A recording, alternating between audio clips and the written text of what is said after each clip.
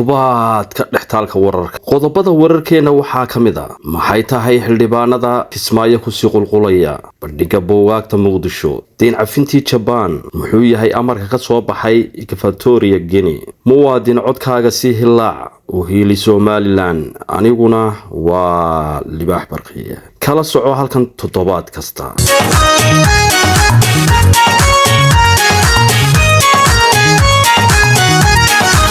aynu bilaabano wararkeeni tiradii ugu badnayd ee kamid ah baarlamaanka Soomaaliya labadiisa aqal ee deegaan doorashadoodu ay tahay Jubaland ayaa soo gaaray magaalada Kismaayo ee Jubaland xubnaha maanta yimid waxaa garoonka diyaaradaha ee Sayid Maxamed Cabdulla Xasan ku soo dhaweeyay qaar kamid ah wasiirada Jubaland xubno ka socda golaha wakiilada iyo qaybaha kala duwan ee bulshada iyada oo lagu wado in magaalada Kismaayo uu si rasmi ah uga furmo shir wada tashiga ah ee uu madaxweynaha dawladda Jubaland ku casuumay xildhibaanada labada aqal kaas oo looga arrinsan doono xaaladaha siyaasadeed ee dalka iyo sidii wadajir loogu ilaalin lahaa dhaqanka dastuurka ku meel gaadhka ah ee dawladda dhexe ee Soomaaliya diin cafintii Japan Soomaaliya iyo Japan ayaa heshiis ka gaadhay barnaamij diin cafin ah oo ku kacaya 14 bilyan oo yen taasoo ujeedadeedu ay tahay inay taageerto dhaqaalaha Soomaaliya iyo geedi socodka dib u dhiska iyo horumarinta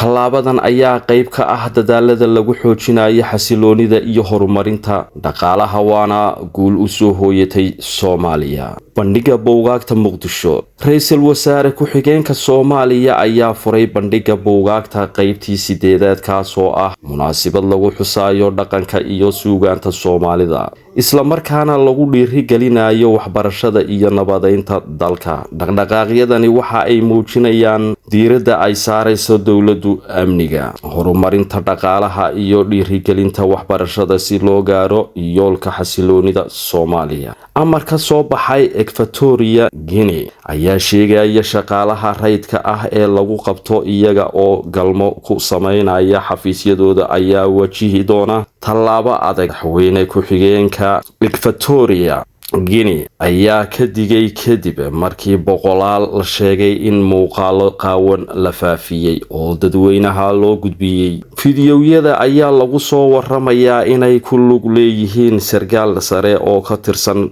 shaqaalaha dawladda oo magaciisa la yiraahdo Balsater oo xafiiskiisa kula galmooday dumar kala duwan oo ay ku jiraan xaasaska mas'uuliyiinta kala duwan Master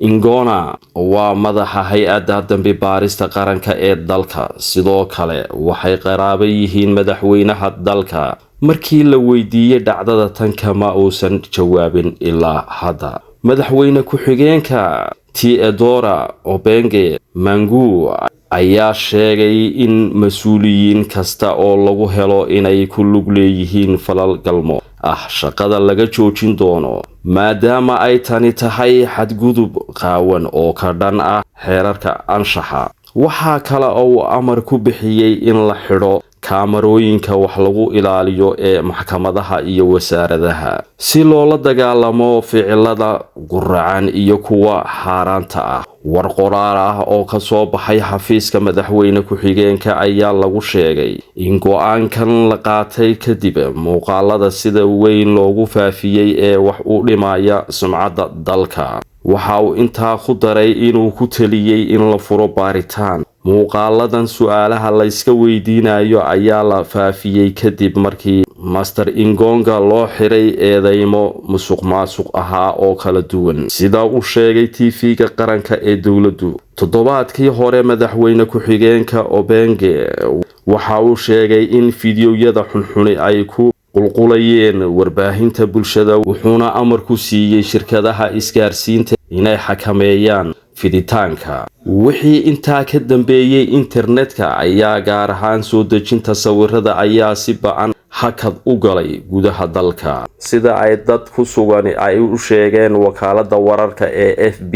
haddaba Master Ingonga waxa uu madax ka ahaa hay'adda baarista maaliyadda qaranka sidoo kale wuxuu ka shaqaynayay wax ka qabashada dambiyada maaliyadda kadib cadho ka dhalatay muuqaalada dacwad oogaha guud ee Equatorial Guinea Anatolia Nasanga Naguma ayaa u sheegay TV-ga qaranka in haddii Mr Engonga lagu helo inuu qabo cudurka galmada lagu kala qaado lagu maxkamadayn doono dembi ka dhan ah caafimaadka dadweynaha. Dhanka iyo Somaliland aynu kacno codbixinta madaxweynaha iyo ururada ayaa ka dhici doona dhawaan Somaliland. Baraarujin madaxweyne Muuse Biixi Cabdi Xildhiid ayaa ugu baaqay saamidoonka gobolka Awdal sida tan. waxaan ku dagaalamayay in xisbiyo ay soo galaan Awdal iyo bariga ah.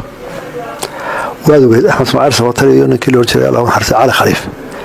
tabliiqi ay wadeen dadka gobolada bariga galbeedka aad iyo aad u saameeyay oo dadka daaya sarreedu war xarun bay qaadeen wabada xisbiga isku qolaan anaga yaan maamulay inta hal wada yeesho aruta aad iyo aad baan rumaysanay waana ku taageersanay dooda Awdal iyo bariga inay wax ku yeeshaan halka laga abuurayo ama laga falkay siyaasadda. ururka Hilaac waa urur siyaasadeed oo ka jira Somaliland waxaana uu xooga saarayaa horumarinta iyo kor u qaadida Somaliland gaar ahaan dhinacyada siyaasadda iyo horumarinta bulshada. ururkani waxa uu ku suntan yahay inuu xoojiyo matalaadda gobolka Awdal oo ah mid ay ku nool yihiin dad leh taariikh iyo dhaqamo hodan ah. ururka Hilaac waxa uu ku dadaalayaa inuu dadka reer Somaliland baraarujin ku sameeyo muhiimadda ay leedahay inay ka qayb qaataan doorashooyinka iyo in codkooda ugu hiiliyaan Somaliland si loo helo isbedel dhab ah oo wax ka bedeli kara dheeliga siyaasadda nolosha iyo horumarka Somaliland isaga oo dheelitir ku sameyn doona dhabadana u xaari doona Somaliland la wada leeyahay. Hilaac waxa uu leeyahay aragti ku salaysan horumarinta dhaqaalaha caafimaadka iyo waxbarashada iyada oo la tixgelinayo baahiyaha iyo dhibaatooyinka gaarka ah ee ka jira bulshada. waxaana uu ururku doonayaa in tabashadii ka taagnayd muddada dheer reer Awdal ay ku muujiyaan doorashada codkooda maadaama ay ku waayeen cabasho. maanta codkooda ay ugu heeliyaan ururka Hilaac si ay uga mid noqdaan saddexda xisbi ee xisbi xaakinka noqon doona. haddaba madaxweyne Muuse iyo haldoorka siyaasaduba waxa ay ku celceliyaan hadagan bulshooy hadagan. wararkeeni dhextaalka toddobaadku halkaa inoo jooga inta aynu ku kulmi doono kanka xiga insha Allah. mar labaad waa aniga oo ah Libaax Barqiye oo wararka idin soo gaarsiinayay.